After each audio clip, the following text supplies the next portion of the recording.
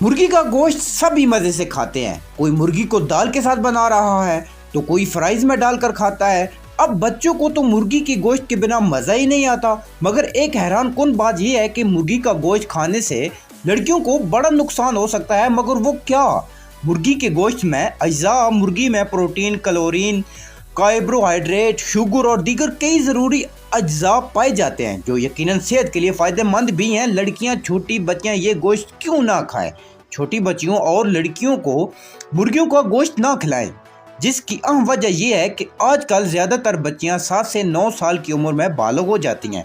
माएँ परेशान हो जाती हैं कि ये कैसे बच्ची इतनी जल्दी बड़ी हो गई, कहीं कोई बीमारी तो नहीं हो गई। डॉक्टरों को दिखाती हैं, कई दवाइयाँ खिलाती हैं, जबकि हकीकत ये है कि मुर्गी का गोश्त खाने से माहवारी जल्दी हो जाती है। वजह क्या? मुर्गियों को बढ़ाने के लिए इन्हें चिकन फूड खिलाया जाता है जिसमें ऐसे हार्मोन्स और केमिकल्स होते हैं जो जिस्म में हरारत पैदा करते हैं, जिससे मुर्गी का जिस्म जल्दी फूल जाता है और वज़न भी ज़्यादा बढ़ने लगता है।